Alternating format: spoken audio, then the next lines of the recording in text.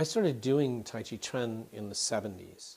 And I kept studying. I started using Tai Chi as a reference point, in particular, because I like to write articles to explore ideas in the martial arts world. And so I would, when I was writing for Inside Kung Fu, I would use like Tai Chi, pictures of Tai Chi technique instead of karate. And I think in Black Belt I had an article published comparing karate and Tai Chi.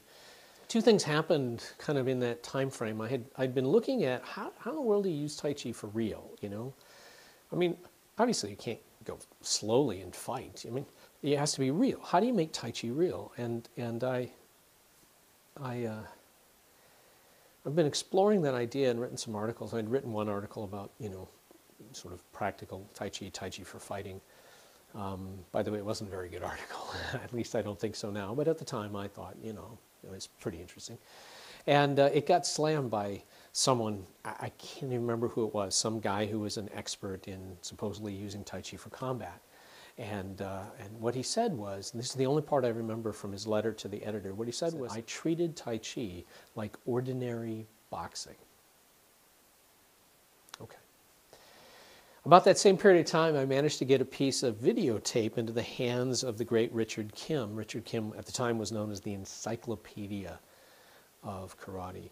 And I'd had a chance to be in a training with him. You know, so I thought, well, this is great. I got him a video because he was well known not only as a karate guy, but also was well known as a Chinese Tai Chi practitioner. I got a wonderful postcard back from him, which I thought was really kind. And what he basically said was that, he said, your karate is good. Your Tai Chi needs work. Now that, combined with, you know, he doesn't understand Tai Chi, he treats it like ordinary boxing, I made an assumption that I probably just didn't understand Tai Chi and was hopeless.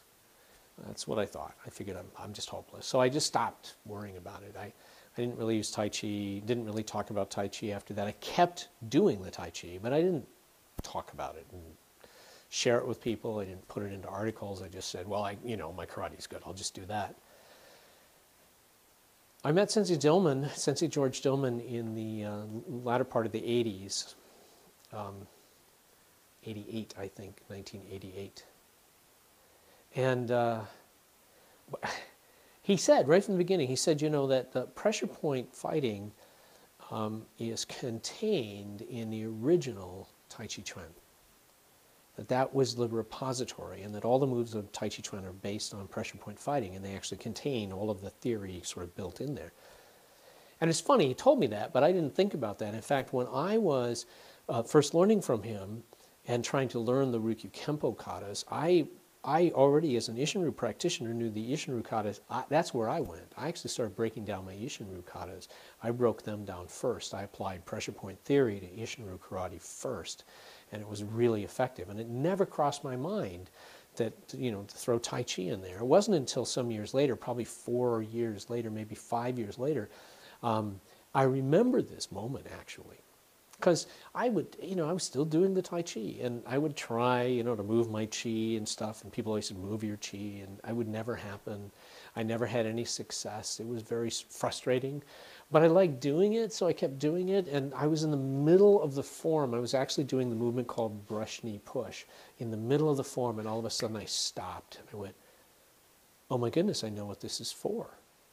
I said, oh, this movement here, this catches and controls that large intestine 10, Shu Sun Li, and the body turns, and you can either strike here on the stomach meridian or catch back here in gallbladder 20 Feng Qi. And it was just like, of course. And then I kept going in the form, and all of a sudden I could see what the moves were for. I'm like, oh, look at this, you strike here. Oh, look at this, you strike. Oh, this goes from here to here. This hit and then sets that up. It was remarkable. It was like the form just started to open itself up to me.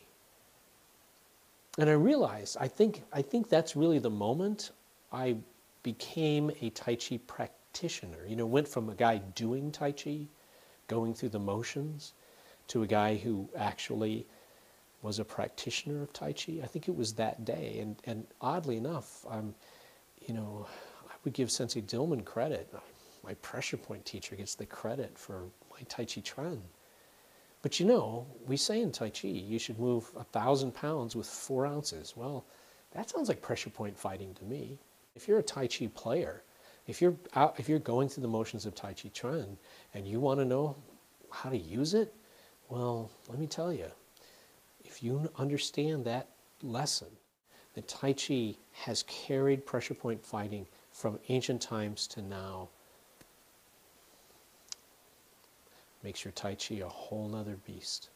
I'm Chris Thomas, and these are some reflections from the master class.